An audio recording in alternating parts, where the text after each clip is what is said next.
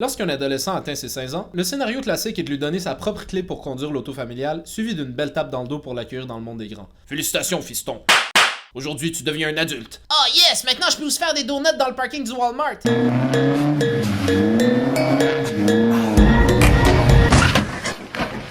Malheureusement, quand j'ai eu 16 ans, j'ai dû me confronter à la réalité que j'habitais sur l'île de Montréal. Alors au lieu de recevoir une clé de char et une tape dans le dos, j'ai reçu une carte puce et un rappel que j'ai eu ma première job l'été précédent, donc que je devais la payer moi-même.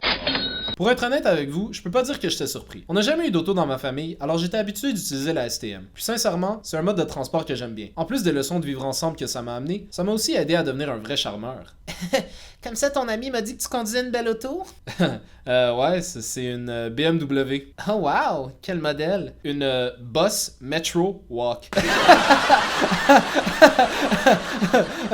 Pourquoi je suis célibataire? Quand tu prends le transport en commun à chaque jour, tu commences à t'habituer à ses bons et à ses mauvais côtés. L'affaire avec les mauvais côtés, c'est qu'ils te sautent d'en face beaucoup plus que les bons. Vu que je suis un citoyen modèle, j'aimerais proposer 4 nouvelles lois adoptées dans le transport en commun à Montréal, avec l'espoir que ça va rendre nos voyages plus agréables. Si le maire Coderre refuse de les faire entrer en vigueur, je promets de me présenter aux élections contre lui. Puis si je gagne, juste pour être baveux, je promets d'inviter Pitbull à chanter à la cérémonie d'inauguration. Dale! Stop dans un abri-bus. Stop dans un abri-bus. Hey yo, je suis stop dans un abri-bus. Stop dans un abri-bus. Un abri-bus. J'aimerais dédier la première loi à ma sœur, qui m'a relaté l'événement traumatisant qu'elle a vécu dans le métro. Un jour, en revenant du travail, elle a entendu dans son wagon un bruit assez curieux. Intriguée, elle regarda autour d'elle pour trouver la source du bruit et l'aperçut rapidement. Avant de continuer, j'aimerais juste spécifier que quand elle m'a raconté ça, j'ai eu le goût de vomir. Mais je voulais pas répéter un gag que j'ai fait dans mon vidéo précédent. Bref, en se retournant, elle s'aperçut que la personne se fucking coupait les ongles dans le métro.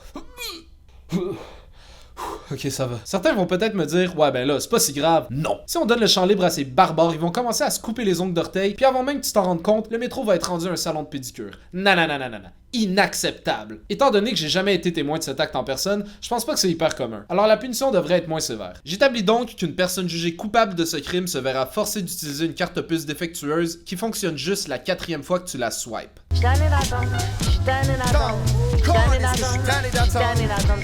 La deuxième loi inclut tout criminel qui ne comprend pas comment partager l'espace commun dans les transports. Par exemple, le monde qui n'enlève pas leur sac à dos. Sérieux, t'es pas un futur Jedi. T'as pas besoin de Yoda qui te chuchote des instructions à l'oreille. Alors dépose ton esti de sac par terre. J'inclus aussi sous cette loi toutes les gens qui ne comprennent pas que les bancs c'est fait pour les humains. Donc tous les gens qui y déposent leurs sacs, leurs pieds, leur épicerie, leurs chats, leurs oreillers, leur collection de Pog, leur poster autographié d'Éric Lapointe, leurs 42 tomes de Dragon Ball Z, et j'en passe. J'ai l'impression que ces gens ont une incompréhension profonde du monde qui leur entoure. Alors j'aimerais les exclure du pool génétique des gens normaux. C'est pourquoi la punition pour ce crime est de ne plus avoir le droit de trouver de partenaire, sauf si c'est dans la section flirt du journal Métro. Mon passé est bonne le 1er mai. Elle sera pas bonne de...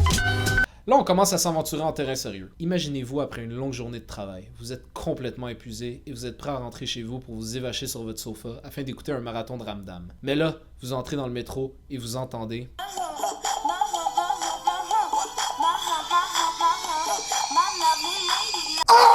Je comprends vraiment pas à quoi pensent les gens qui jouent leur musique de merde sur leur sel, mais ça doit arrêter. Le pire là-dedans, c'est qu'ils jouent jamais de la musique que t'aimes. C'est toujours une vieille tune genre... Ça l'aide pas non plus que la personne le joue sur le pire appareil possible. Ça sort pas de haut-parleurs qui ont de l'allure, non, ça doit toujours sortir d'un vieux Motorola Razr. Mais c'est pas pour dire que ça serait acceptable si la qualité du son était meilleure. Alors pour être précis, j'aimerais inclure dans cette loi tous les gens qui font trop de bruit désagréable dans les transports. Puis ça inclut les gens qui parlent trop fort, les kids de 13 ans en général, et les couples qui démontrent bruyamment leur affection. Oh merde, j'avais fait une promesse de ne pas répéter... Ah, puis fuck it. Vu que ces gens-là me rendent malade, je crois qu'il est normal de leur donner une sentence qui reflète ma souffrance. Les coupables de ce crime se verront donc forcés d'attraper le scorbut en lichant de haut en bas un poteau de métro à la fin d'une longue journée d'utilisation. Bon, la dernière loi est selon moi la plus sérieuse. C'est LE comportement qui m'énerve le plus. Ok, donc... Y a rien qui m'écœure plus que lorsque t'arrives à ta station de métro et que les portes ouvrent, t'as une armée de gens qui t'attendent et qui, au lieu de se mettre de côté, comme les lignes par terre l'indiquent, et d'attendre que tu sors du wagon, rentrent dans le bus ou le métro avant que t'aies eu la chance de sortir. Selon moi, c'est le crime le plus grave, et donc il devrait être puni par la mort. Ces criminels se verront donc attachés au milieu de la station Lionel Groulx, et au moment précis où 2 métros de sens opposés arrivent à la station, les coupables seront piétinés par la ruée de gens qui essayent d'attraper leur métro.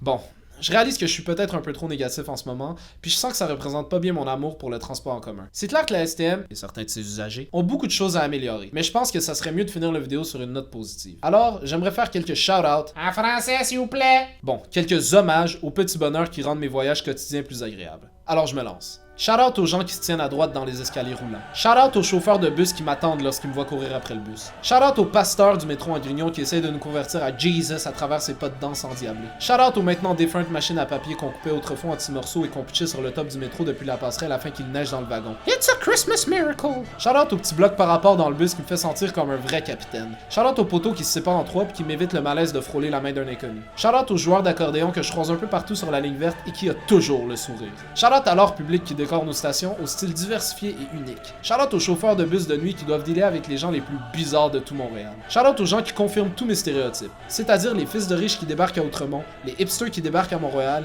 et les filles qui portent du baby-fat qui débarquent à Monk. Shout-out aux gens qui savent bien se comporter dans les transports. Et pour conclure, un énorme shout-out à la chose qui, récemment, a revigoré notre désir de prendre le métro, cette chose qui nous fait oublier les retards et qui nous rend tout excités lorsqu'on le voit arriver. Shout-out à Azur, ce merveilleux train du futur. J'ai rarement vu le métro être le sujet d'autant de contenu partagé sur les réseaux sociaux. Alors je te lève mon chapeau, STM, et j'espère qu'on va continuer à investir en toi. Parce que sinon, I'm coming for you, Denis! Cut the mic.